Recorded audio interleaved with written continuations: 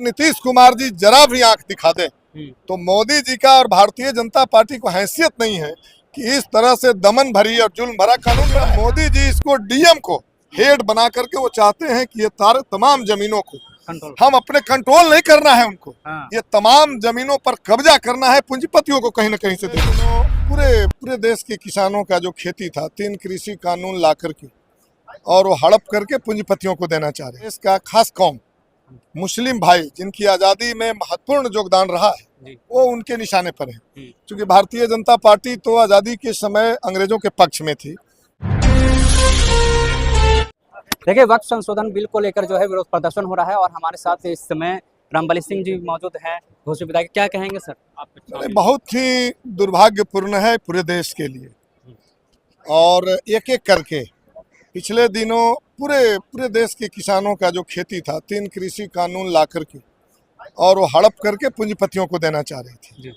और भाजपा के निशाने पर खास करके हमारे देश का खास कौम मुस्लिम भाई जिनकी आज़ादी में महत्वपूर्ण योगदान रहा है वो उनके निशाने पर है, क्योंकि भारतीय जनता पार्टी तो आज़ादी के समय अंग्रेजों के पक्ष में थी। इसलिए आज़ादी की लड़ाई लड़ने वाले सारे लोगों से उसका नफरत है टुकड़े टुकड़े। और दूसरा ये बड़ा सवाल है, दुखद बात यह है कि आज का भारत, आज का मोदी जी उतनी ताकतवर नहीं है। ये इनको ताकत मिल रहा है बिहार के नीतीश कुमार जी से, क्योंकि अगर नीतीश कुमार जी जरा भी आंख दिखा दें तो मोदी जी का और भारतीय जनता पार्टी को हैसियत नहीं है कि इस तरह से दमन भरी और जुल्म भरा कानून बनाए। क्या मजबूरी है नीतीश कुमार की, क्या लगता है? यही तो सवाल है कि वो शुरू से ही एक धर्मनिरपेक्षता की चोला ओढ़े हुए थे, लेकिन दरअसल वो भाजपा के बढ़ावा देने में सबसे बड़ा उनका योगदान रहा है। और अब स्थिति यहाँ तक आ गई है कि अब जो है वक्फ बोर्ड, जिस वक्फ बोर्ड ने, हम तो कह रहे हैं कि ये केवल मुसलमान का सवाल नहीं है, हम कह रहे हैं काशी हिंदू विश्वविद्यालय में जो जमीन दान दिया गया है उसमें सबसे ज्यादा मुस्लिम शासकों का दिया हुआ जमीन है।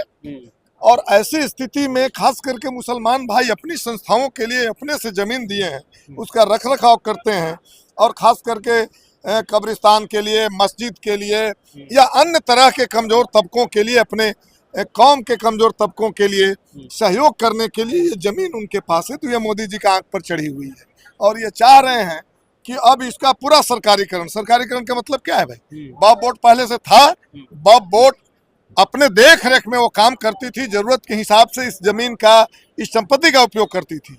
लेकिन अब मोदी जी इसको डीएम को हेड बना करके वो चाहते हैं कि ये तमाम जमीनों को हम अपने कंट्रोल नहीं करना है उनको। ये तमाम जमीनों पर कब्जा करना है, पूंजीपतियों को कहीं न कहीं से दे देना है। ये बिहार के लिए नहीं, पूरे देश के लिए बहुत दुखद बात है। और हम भाकपा माले के लोग, हम घोषी के विधायक अपनी जनता के तरफ से जितनी ताकत होगी इस वक्फ बोर्ड के ये बिल के खिलाफ हम लड़ेंगे, और विधानसभा में भी लड़कर आए हैं।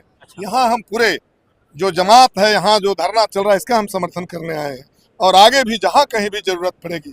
पूर्व में भी जब जरूरत पड़ी है, जब जहानाबाद में दंगा हुआ था, हम लोग खड़े हो गए थे, उस समय मैं विधायक नहीं था। जब एनआरसी को लेकर के पूरे देश के अंदर, उस समय मैं खड़ा हो गया था। और इतना ही नहीं, आसाम में जब एक नौजवान को गोली मारकर नंगा नाच पुलिस किया था, तो मुझे हमारी पार्टी ने भेजा था वहाँ और मैं गया था। तो ऐसी स्थिति में ये देश में जो नफरत की राजनीति चल रही है, इसका सबसे बड़ा जिम्मेवार बिहार के नीतीश कुमार जी हैं। ये अगर चाहे तो अभी मोदी की इतनी औकात नहीं है देश में, इसके पहले उसकी ताकत थी, लेकिन बड़ा दुर्भाग्य है नीतीश कुमार तो देखे कि लोकसभा में भाजपा के चुनाव चिन्ह लेकर के प्रचार कर रहे हैं। अभी इनसे क्या उम्मीद किया जाए? चिराग पासवान जी ना, वो तो हम देख रहे हैं कि वो मजबूरी है उनकी। वो है जीतन मांझी जी हैं, यही सब तो लोग हैं जो मोदी जी को ताकत दिए हुए हैं। नीतीश कुमार जी हैं जो उनकी क्या हैसियत है, और उनका देश में कोई जो है जगह नहीं है। पूरे देश के लोग जानता है कि आज़ादी की लड़ाई में उनका कोई योगदान नहीं रहा है।